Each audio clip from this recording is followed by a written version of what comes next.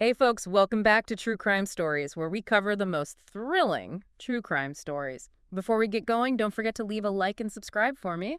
Thanks. And now let's get into today's story. Welcome back, everyone. Buckle up, because this deep dive is going to be a wild ride. We're headed to Maplewood. It's like the picture-perfect small town, right?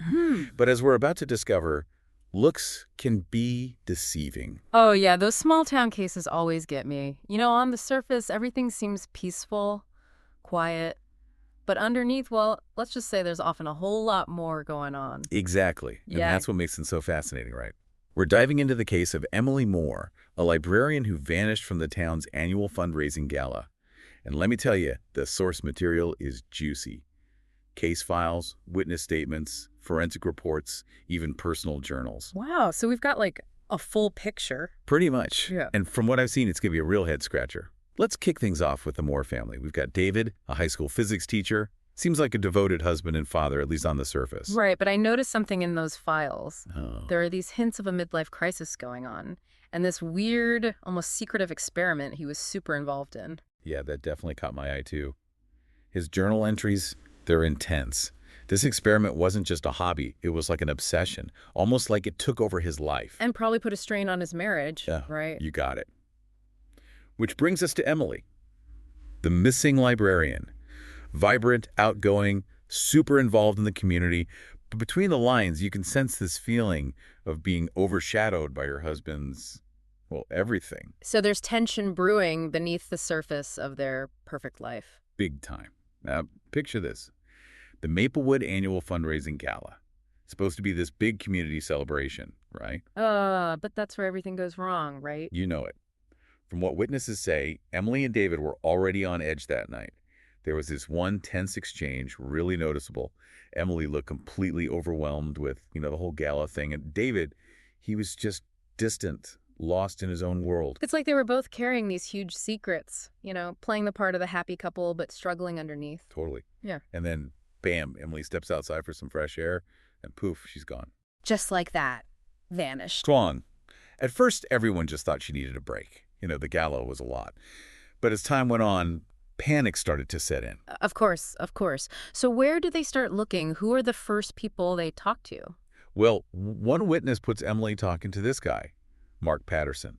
He's the town handyman. Seen him around the parking lot when Emily disappeared, but his alibi for that night, it's weak. Says he was fixing a friend's car, but there are these gaps in his story. Handyman with a shaky alibi. That's always suspicious, right? Right. And then there's the small-town gossip mill. Turns out there were rumors about Mark. Apparently he had a bit of a reputation for being a little too friendly with some of the moms in town. Oh, so now he's got a motive, too.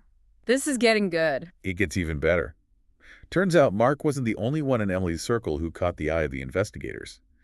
There was Lena Oakwood, Emily's close friend and co-organizer of the gala. But their relationship, not as rosy as it seemed. Oh, there's always a friend with a hidden motive, isn't there? What was Lena's deal? Jealousy? Bingo. In her interview transcripts, it's clear she was jealous of Emily, felt overshadowed, and her alibi for that night, vague. She claimed she was at home alone, but nothing to back it up. So we've got a handyman with a questionable alibi, a jealous friend, and I bet it doesn't stop there, does it? Oh, it gets even crazier. Remember David, the husband? Turns out his alibi wasn't too solid either. Plus, their son Jake, this teenager, gets caught up in the whole thing too. Teenagers, am I right? Oh, teenagers can be a wild card. What happened with him? Well, adolescence is tough enough, but add in his parents' rocky relationship and his mom vanishing, he was a mess, admitted to feeling neglected, and he was tech-savvy. So, the investigators, they had to consider him too. So everyone's a suspect now. Wow, this whole town is starting to look pretty shady. And just when you think it can't get any more tangled, we add another layer to the mix. Henry Beck, Emily's old flame, comes back to town. No way, a blast from the past, huh? And I bet his timing is super convenient. Right.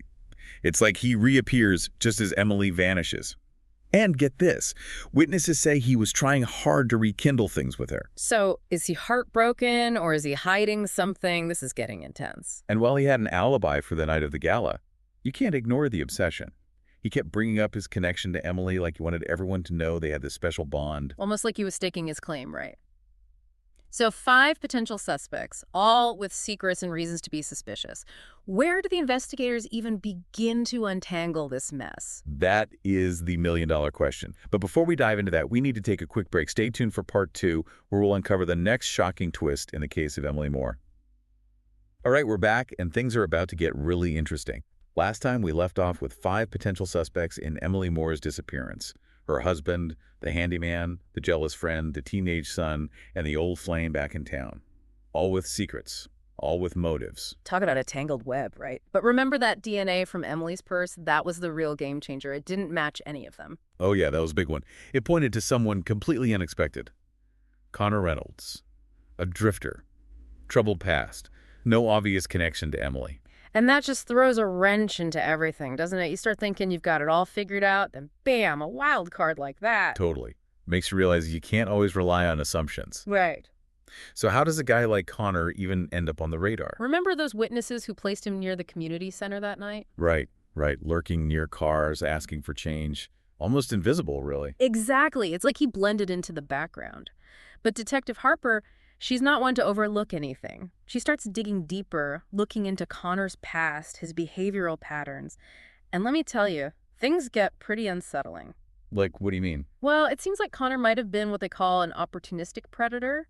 Maybe he saw Emily alone heading towards that parking lot and took advantage of the situation. So not some elaborate plan, but a crime of opportunity, driven by desperation, maybe. Possibly. And remember those vague reports of a black SUV near the parking lot? Oh, yeah. Everyone was convinced it belonged to Mark, the handyman. Right. But when they reviewed the surveillance footage with Connor in mind, things clicked. The shadowy figure they'd seen, Bill, the way he moved, it all matched up to him. So suddenly this drifter, who seemed like a nobody, becomes the prime suspect. What happens next? Well, Detective Harper, she's got the DNA match, the witness accounts, the footage, enough for an arrest warrant. Thankfully, they find Connor in a nearby town and bring him in without any trouble. I bet there was a sense of relief in Maplewood when they heard about the arrest. Definitely. But it was also a moment of harsh reality. The hope of finding Emily safe, it started to fade. The community was coming to terms with the fact that she might be gone forever. It's that shift, isn't it? From holding on to hope to facing the possibility of something truly awful. Exactly. And tragically, those fears would be confirmed. Remember how Connor was being evasive during questioning? Wouldn't give a straight answer about his whereabouts that night? Uh-huh. Always felt like he was hiding something. But he never actually confessed, did he? Nope. But Detective Harper, she's smart. She brings in evidence of Connor's past, his history of violence. She lays it all out, shows him how his behavior fits the pattern. Like she was putting the pressure on, making him realize he was trapped. Precisely. And it wasn't long after that, the charges against Connor, they get upgraded from kidnapping to homicide. Wow. What triggered that? Did Connor finally crack? No, it was something even more devastating. Just a few days after the arrest, hikers found human remains in the woods, about 10 miles from the community center. And those remains, they belonged to Emily. Oh man, that's just heartbreaking. All that hope, all that searching, and it ends like that. It was a blow to the entire community. The fundraising gala, which was supposed to be the symbol of togetherness, it became this tragic reminder of Emily's fate. It's like their sense of security, that small-town innocence, it was shattered. It was. And so the case goes to trial. Detective Harper, she's the star witness, lays out all the evidence, the DNA, the witness statements, that surveillance footage. The prosecution paints a picture of Connor as this desperate, opportunistic predator who took Emily's life. And what about Connor's defense? What was their angle? They tried to play him as this troubled guy, a victim of circumstance. They acknowledged the evidence, but said it didn't necessarily prove guilt, tried to cast doubt, suggesting maybe someone else was responsible. But they couldn't explain away the DNA, could they? No. And Detective Harper, she had an answer for everything. She didn't just present the facts, she told a story that connected all the dots and pointed directly to Connor. And in the end, justice was served. Yes. The jury found Connor Reynolds guilty of second-degree murder. He was sent to prison. So there's closure for the community, at least legally speaking. But I imagine the emotional scars run deep. Absolutely. Maplewood, that picture-perfect town, it had been through something truly horrific. They'd lost one of their own, and the impact of that loss would reverberate for years to come. And that brings us to the final chapter of this story. How did Maplewood cope with the aftermath of this tragedy? Did they ever truly heal? Find a way to move forward? Stay tuned for part 3 as we explore the enduring power of community in the face of unimaginable loss. We're back and wrapping up our deep dive into the Emily Moore case, a case that really shook Maplewood to its core. We've talked about the facades people put up, especially in these idyllic towns, but Emily's death really forced everyone to confront a harsher reality. Yeah, it's like that sense of security, that belief that these things don't happen in places like Maplewood. It was shattered, and the community was left picking up the pieces. So Connor Reynolds is behind bars. Justice, in a legal sense, has been served. But what about the healing process for Maplewood? How do you even begin to move on from something like this? Well, the first few months after the trial, it was rough. Everyone was still reeling from the shock, the grief. But the memorial service for Emily, it became a kind of focal point. I can only imagine how emotional that must have been, the whole town coming together to mourn this woman, their friend, their neighbor. It was. But amidst all the sadness, there was this sense of unity. It was like everyone was leaning on each other for support. It was a reminder that even in the darkest of times, community can be a source of strength. It's like that saying, it takes a village, right? Sure. But in this case, it was the village coming together to support each other through a tragedy. Exactly. And Emily's death, as awful as it was, it seemed to spark something in Maplewood. People started talking more openly about mental health, about the importance of checking in on each other, not just assuming everything's fine because of a smile. It's like they realized that beneath those perfect facades, anyone could be struggling, and that it's okay to not be okay. Right. And this shift in perspective, it led to some pretty amazing things. Support groups were formed, mental health awareness campaigns launched, and there was this overall feeling that it was okay to be vulnerable, to ask for help. So they took this horrible tragedy and turned it into a catalyst for positive change. That's incredible. It is. And it wasn't just the adults either. Emily's kids, Lily and Jake, they were amazing. I mean, to lose your mother in such a horrific way at such a young age, it's hard to fathom. I can't even imagine what they went through. But you said they did something amazing. They did. Lily, who was always outgoing, just like her mom, she started a foundation in Emily's name.